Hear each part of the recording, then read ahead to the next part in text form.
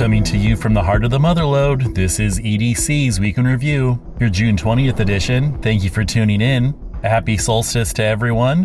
Be the longest day of the year. Now on to the weather. It's going to be a sunny weekend with temperatures a little cooler in the 70s, then sun throughout the rest of the week with temperatures in the 80s. Now on to our top stories. Bonanza fire raises 181 acres. The Bonanza fire, ignited June 17th near Shingle Springs, scorched 181 acres, CAL FIRE reports.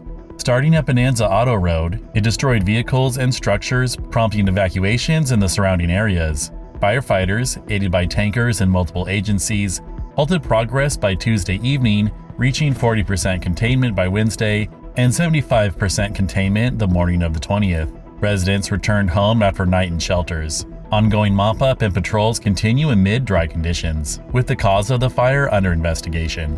Parolee arrested after pursuit. A vigilant resident's report of suspicious activity sparked a swift response in Placerville, as shared by the Placerville Police Department. At 7:04 a.m., officers investigated a suspicious occupied vehicle and another car in a red zone on Woodridge Court.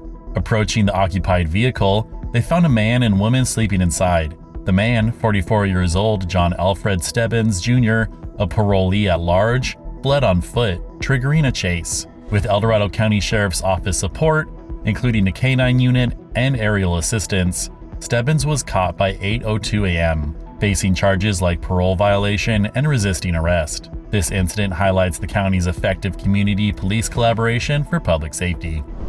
No Kings protest hits the overpasses. County residents joined the No Kings protest on Saturday, opposing President Trump's policies, as reported by Indivisible El Dorado. Demonstrators could be seen at Highway 50 overpasses, including Cameron Park and Placerville, waving flags and signs from approximately 11:30 a.m. to noon. Organizer Ed Madison highlighted concerns over veterans' benefits and immigration policies. The event showcased the county's civic engagement and diverse voices. Grand jury report slams EID. The county's 2024-25 Civil Grand Jury Report covers 10 investigations into local government operations. The jury commended the Elections Department for its effective voter roll management, praising its integrity while suggesting minor efficiency improvements. The Sheriff's High-Tech Crimes Unit earned praise for its work with the Internet Crimes Against Children Task Force and suggested more funding.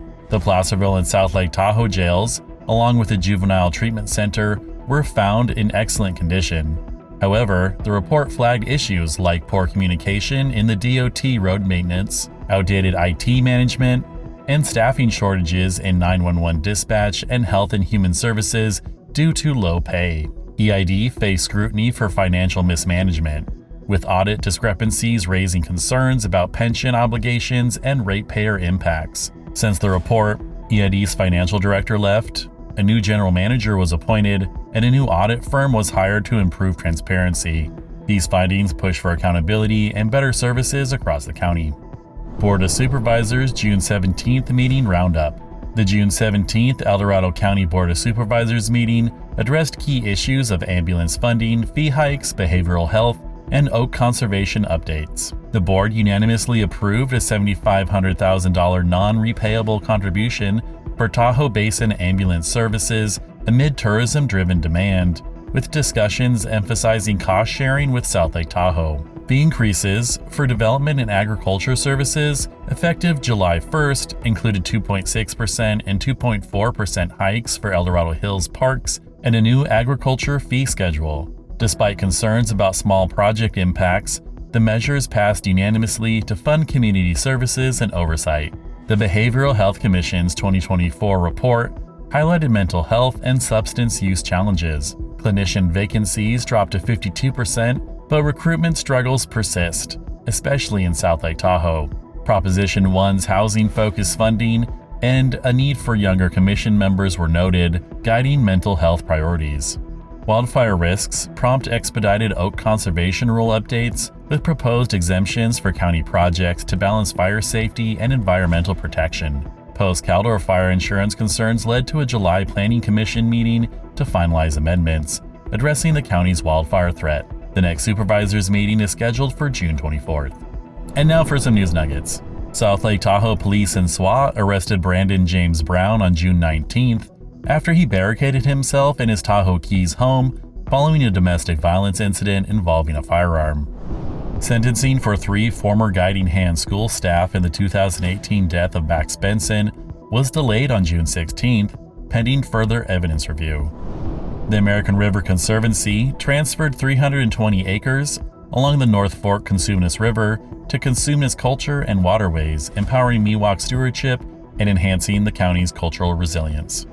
The El Dorado Hills CSD secured a 2-week extension to July 28th to finalize the $9.96 million purchase of 41.5 acres of the former executive golf course for community open space.